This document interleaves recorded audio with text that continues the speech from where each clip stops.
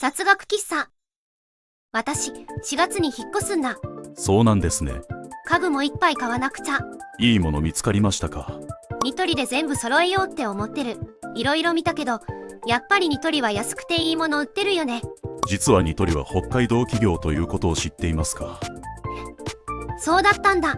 全国的に人気だからてっきり本州の会社かと思ったよ。では今回はニトリの歴史と人気の秘密について解説します。ニトリ氏について。ニトリはニトリ明夫氏が創業した会社です。彼は1967年の創業時から2016年までの50年間、社長を務めました。そんなに長い間社長をしてたんだ。すごいね。ニトリ氏は1944年に樺太で生まれ、終戦後は札幌で育ちました。北海学園を卒業後、広告会社に勤めました。最初はサラリーマンをしてたんだ。しかし契約が取れず、半年でクビになりました。かや。そこでニトリ氏は家具店を開業することにしました。なんで家具店にしたの？起業できれば商売は何でもよかったそうです。自分の周りに家具屋が少なかったため、なんとなく家具屋にしたそうです。家具の将来や可能性などは何も考えていなかったとのことです。すごい大雑把な人だな。こうして現在のニトリの前身、ニトリ家具卸センター北支店ができました。北支店ってことは本店は別にあるの？ないです。ないのに北支店って名前つけたの？他に大きい本店があるよと誤解させるためにあえてそう名付けたそうです。そんなのあり？また、卸センターという名前で安そうなイメージにしたそうです。ずる賢いというか、商人魂あふれるというか、それで起業してからは順調に成長したのかな？いいえ、あるライバルの出現で経営は厳しくなりました。ライバル、大塚家具。そのライバルとは大塚家具です。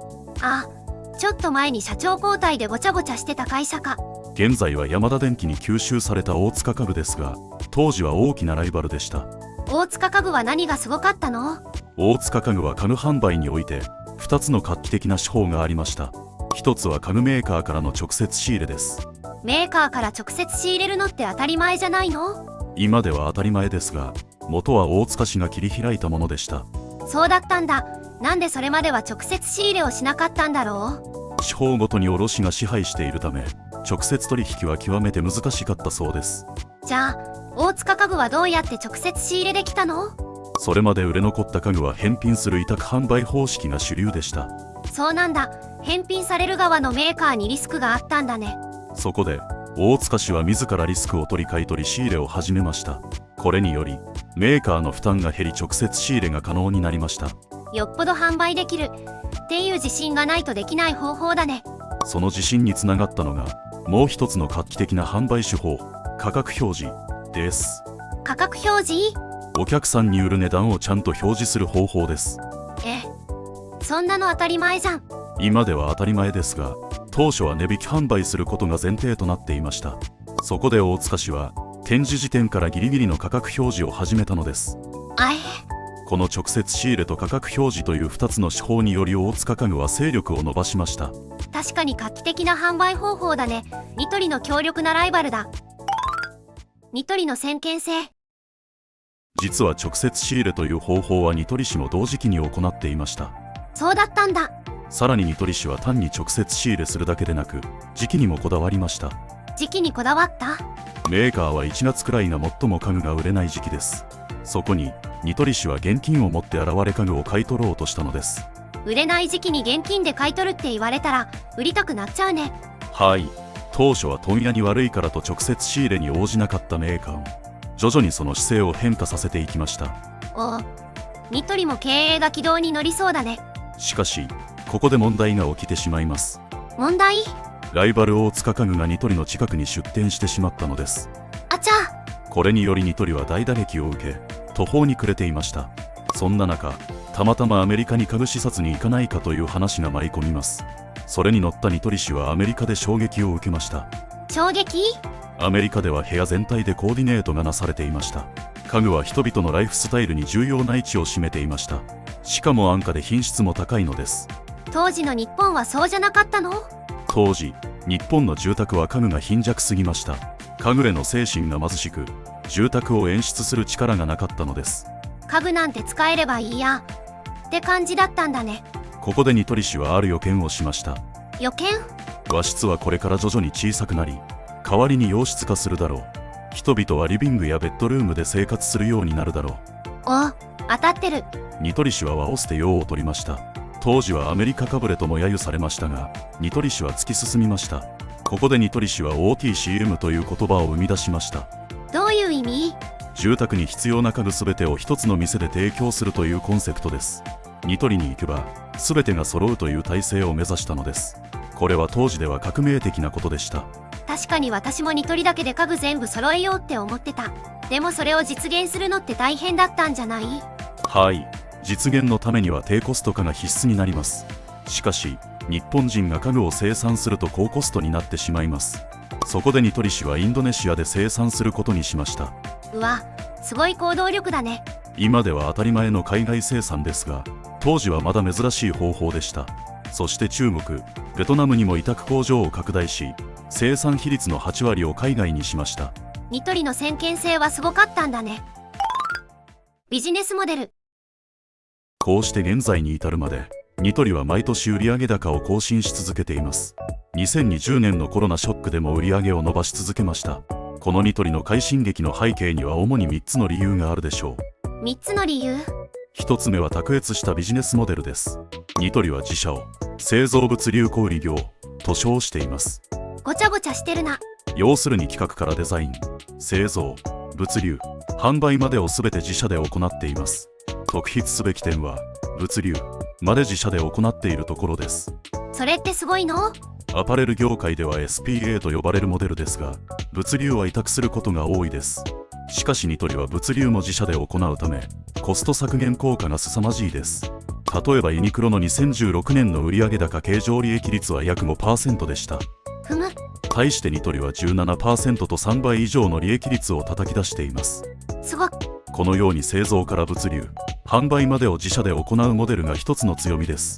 製造から販売まで、なんだかセコマを思い出すね。同じ北海道企業のセコマとニトリ、似ているところがありますね。セコマについては別動画で解説してますのでぜひご覧ください。出店戦略。それでニトリの快進撃の2つ目の理由は2つ目の理由は効率的な出店戦略です。